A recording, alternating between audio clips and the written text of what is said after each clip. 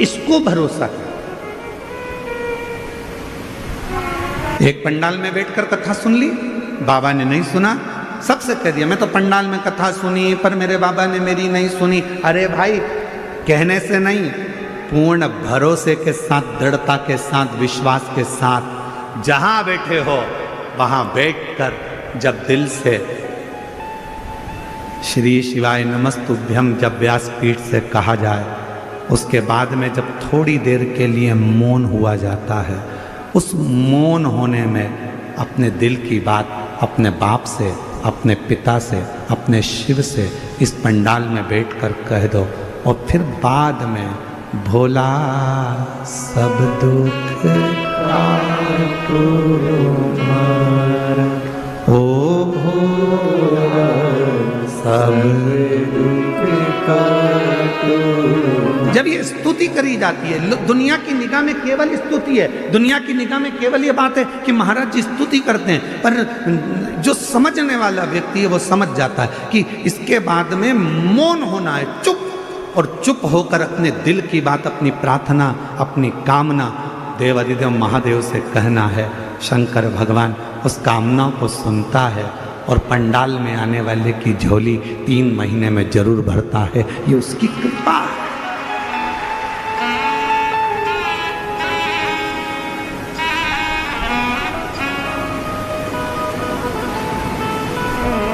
कल एक बहन जी कह रही थी, यहाँ आई थी बेलपत्र लेने के लिए, तो वो बोल रही थी गुरुजी इतने सारे लाखों भक्त शिव महापुराण की कथा में आए हैं और ये कथा पूरी होते से धनतेरस आ जाएगी, रूप चौदस आ जाएगी, दिवाली आ जाएगी, क्या इनके घर में दिवाली का कोई फैलारा नहीं है? क्या सबके घर में दीपावली का कोई काम नहीं है?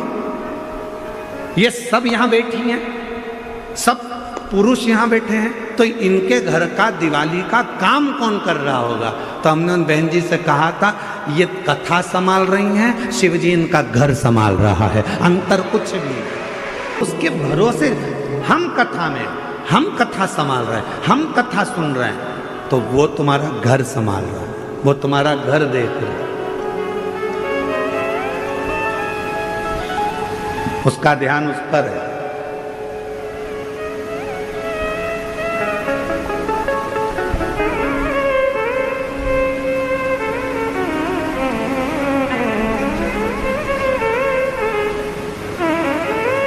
महाराज, शिव महापुराण की कथा कहती है कि नामदेव जी जब भजन गाते थे,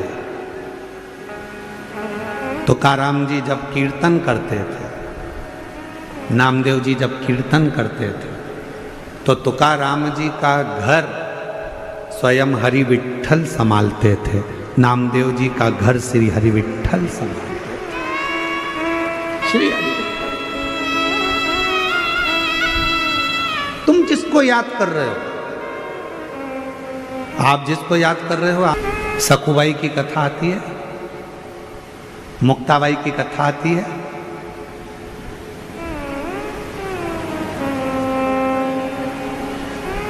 चक्की कौन चला रहा था? जम के बोलो। सखुबाई? नहीं। कौन? कपड़े कौन धो रहा था? विठ्ठल। रोटी कौन बना रहा था? झाड़ू कौन लगा रहा था? सखुबाई मुक्ताबाई क्या कर रही थी? विठ्ठल विठ्ठल विठला विठ्ठल विठ्ठल। सखुबाई हरि विठ्ठल का भजन कर रही हैं, मुक्ताबाई हरि विठ्ठल का भजन कर रही हैं, भगवत भजन में लगी हैं और उनके घर का सारा काम पांडुरंगा हरि विठ्ठल कर रहे हैं। उसी तरह जो शिव महापुराण की कथा को सुन रहा है, उसका घर शिव संभाल रहे हैं, उसका काम शिव कर रहे हैं।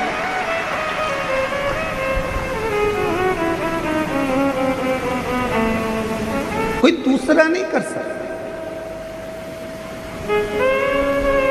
किसी ने पूछा कि अरे सखुबाई क्यों मुक्ता भाई, इतनी जल्दी काम कैसे हो गया? सकू भाई कुछ नहीं बोली, मुक्ता भाई कुछ नहीं बोली, बस एक ही बात बोली, विठ्ठल। आप लाखों की संख्या में शिव महापुराण की कथा में पहुंचते हो तो हम बाबा का बहुत बहुत करुणा, उस बाबा को कहते हैं बाबा तूने बड़ी कृपा करी। ये लाखों की संख्या में शिव भक्त आए हैं, पर ये लाखों की संख्या में आए हैं तो चिंता हमको लग रही है कि तू इतने लाखों को 3 महीने में कैसे दे देगा? 3 महीने में तुझे देना है।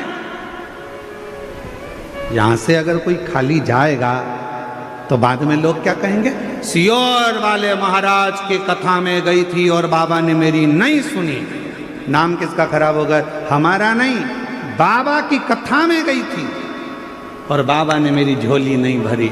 हमारा कुछ ना बिगड़ेगा, तुम्हारी शान जाएगी, पकड़ लो हाथ बनवारी, नहीं तो डूब जाएगी। ये तुम्हारी कृपा है, हमारा कुछ। तू कृपा, तू दया, तू करुणा।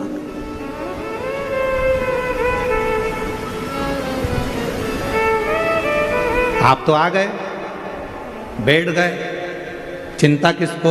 शिव जी को।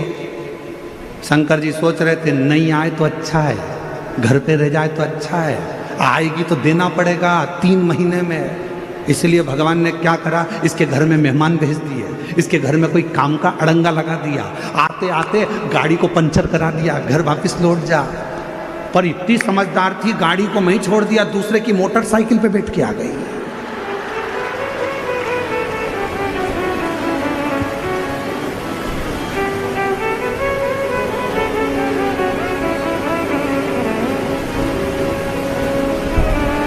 शिव जी ने सोचा कि कथा के पहले पानी गिरा देता हूं, ज्यादा फैलारा फैल जाएगा तो सब संभालने में लग जाएगी, तो कथा में नहीं जाएगी, कथा में नहीं जाएगी तो मुझे देना नहीं पड़ेगा।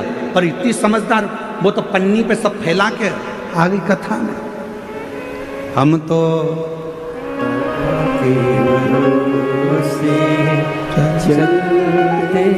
उस पर आश्रित होकर चलते, किसी पर नहीं।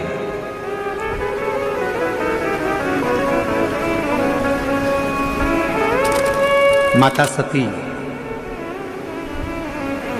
जब कुंभज ऋषि के आश्रम में देवाधिदेव महादेव जी के साथ में कथा सुनने के लिए गई, कुंभज बाबा ने कथा कहना प्रारंभ करा और सती का मन नहीं लगा। सती ने मन में सोचा कि मैं कथा सुनने के लिए आई हूं, विवाह हुआ है मेरा, शादी हुई है मेरी, और मेरे पति देव ने मुझे यहाँ कथा में लाकर बिठा दिया, इससे तो मेरा शरीर भस्म हो जाता जलकर तो अच्छा था। कथा के बीच में सती माता ने जो सोचा, आखिरी में सती माता जलकर भस्म हो गई। शिवजी ने कथा के बीच में विचार करा कि मैं जिस भगवान की कथा सुन रहा हूं, मुझे राम जी का दर्शन हो जाए तो कथा पूरी होने के बाद देवाधिदेव महादेव को राम जी का दर्शन। शिव महापुराण की कथा सोचते हैं शिव जी वो हमारे मन की कामना को पूरा जरूर करते हैं। इसलिए आप सबसे निवेदन है, शिव महापुराण की कथा के पंडाल में जब जाकर बैठो तो किसी का बुरा मत सोचो, किसी के लिए गलत मत सोचो, किसी के लिए आड़ा टेढ़ा मत कहो, किसी के लिए अपशब्द मत कहो। शिव महापुराण की कथा में जितनी देर बैठो, कथा को श्रवण करो, उतनी देर ये विचार करना कि बाबा कृपा करना, तूने हमें कथा सुनने का मौका दिया है, सबका कल्याण करना, सर्वे भवन्तु सुखिनः, सबकी झोली खुशियों से भरना। बाबा किसी स्त्री की गोद खाली मत रखना और किसी पुरुष की जेब खाली मत रखना, सबका भंडार भर कर रखना, तू कृपा।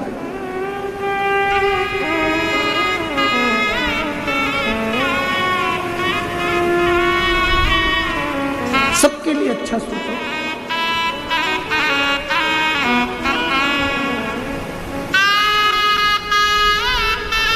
सबके लिए अच्छा विचार करिए,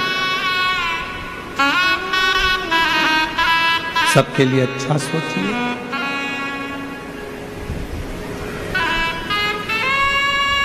सती मैया चलिए। बीच मार्ग में उन्होंने राम जी का दर्शन किया।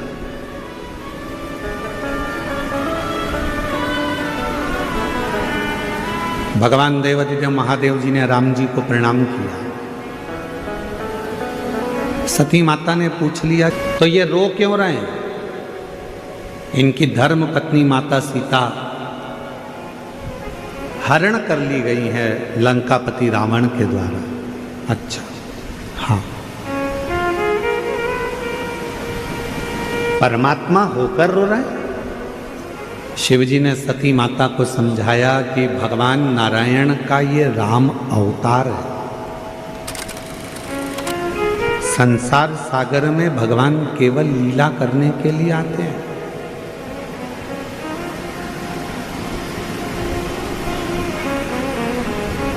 और संसार सागर में केवल भगवान आते हैं तो लीला करने के लिए आते हैं, कुछ अच्छा करने, जनमानस को प्रेरणा देने के लिए, संपूर्ण विश्व को कुछ ज्ञान देने के लिए आते हैं।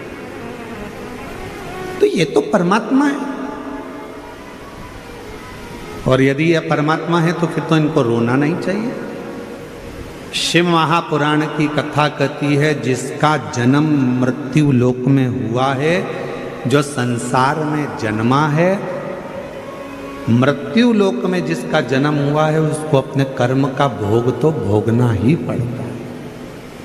चाहे फिर तुम हो, कोई संत हो, साधु हो, गुरु हो, ब्राह्मण हो, चाहे मनुष्य हो, चाहे पशु हो, पक्षी हो, जानवर हो, चाहे संसार में कोई भी जन्म ले, कोई। इसलिए हम आपको बार बार कहते हैं, मत बुरे कर्म कर बंदे वरना पछताएगा। भगवान की आँखों से तू बच नहीं पाएगा, तू बच नहीं पाएगा। अरे ओ अज्ञानी मत कर नादानी, अरे ओ अज्ञानी मत कर नादानी। तेरे कर्म का फल भी तू ही पाएगा, जैसा किया तूने तेरे आगे आएगा। मत बुरे कर्म कर बंदे वरना पछताएगा। भगवान की आँखों से तू बच नहीं पाएगा, तू बच नहीं पाएगा। हमने पहले भी कहा, आज फिर कहते हैं, माता पिता से मत डरना, मत डरो। घर के बुजुर्गों से नहीं डरना, मत डरो। किसी गुरु से नहीं डरना, मत डरो। किसी वेद पुराण से नहीं डरना, मत डरो। किसी शास्त्र से नहीं डरना, मत डरो। परमात्मा से नहीं डरना, मत डरो। तुम किसी से मत डरो, पर शिव पुराण की कथा कहती है, अपने कर्म से जरूर डरना, क्योंकि कर्म का भोग तो परमात्मा को भी भोगना पड़ता है। अपने कर्म से जरूर डरो। कर्म का भोग तो भगवान को भी भोगना पड़ा है, परमात्मा को भी भोगना पड़ा है। कुछ अच्छा कर चलो।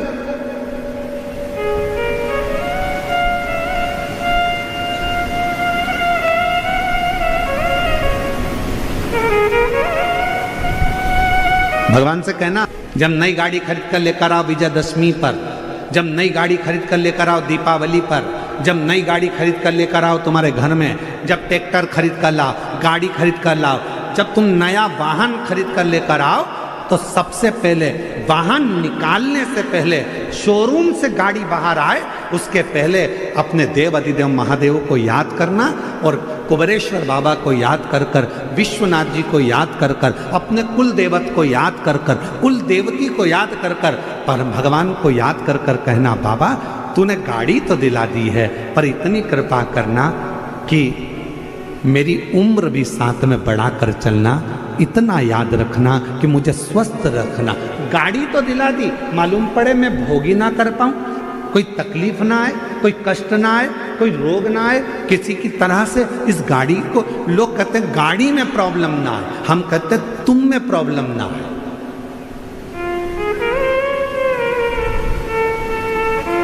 गाड़ी का तो बीमा हुआ है, बोलो बोलो सही बात है कि गलत है? गाड़ी का तो बीमा हुआ है, थोड़ी बहुत इधर उधर लगेगी तो भी पैसा मिल जाएगा, पर तुम्हारे शरीर की एक आध हड्डी टूट गई तो जो दूसरी वाली हड्डी लगी है ना, वो सही काम की नहीं है। जो परमात्मा ने देकर भेजी है ना, सबसे अच्छी वही है। जो परमात्मा ने किडनी देकर भेजी वही किडनी ठीक है, जो लीवर भेजा वो लीवर ठीक है, जो आँख दी वो आँख ठीक है, कान दिया कान ठीक है, मुख दिया मुख ठीक है, सिर दिया सिर ठीक है। अलग से अगर कुछ चीज फिट होगी ना तो वो ठीक नहीं है।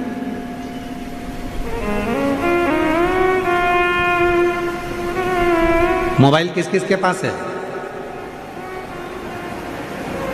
दिखाओ मती, हाथ उठाकर बता दो कि है कि नहीं है। सबके पास है? अरे बोलो तो। कवर चढ़ा है? स्क्रीन गार्ड लगा है? अरे बोलो तो। लगा है। अच्छा वाला कवर चढ़ा है?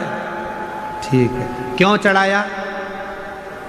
गिरेगा तो मोबाइल को लगे ना, उसका स्क्रीन ना टूटे, बेकार ना हो जाए, मोबाइल डेट ना हो जाए, इसलिए उस पर कवर चढ़ाया। मोबाइल था 20,000 का, कवर आया 1500 का, चढ़ाया। स्क्रीन गार्ड लगवाया, स्क्रीन गार्ड लगवाया 500 रुपये का, 800 रुपये का, सब कुछ करा उस मोबाइल को सेफ रखने के लिए।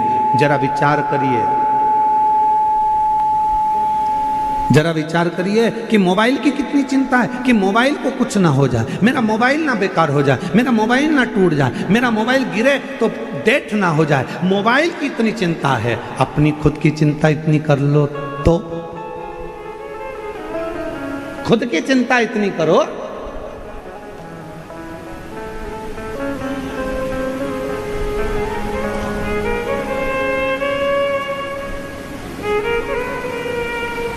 आप में से कितने लोग हैं जो टू व्हीलर गाड़ी से यहां आए हैं, मोटरसाइकिल से? हाथ उठाओ जल्दी। आप में से कितने लोग हैं जो फोर व्हीलर गाड़ी से आए हैं? आप में से कितने लोग हैं जो बस से आए हैं, ट्रैक्टर, ट्राली, मैजिक? काहे ना कैसे तो आयो। काहे से चली? पेट्रोल से डीजल से चली कि नहीं चली? अरे बोलो तो। और गाड़ी अगर बीच में पेट्रोल खत्म हो जाए और तुम अपने पति से कहो पास में नल लगा है, हापसी लगी है, हेडपंप है, कुआं है, पेट्रोल खत्म हो गया, पानी डाल दूं क्या?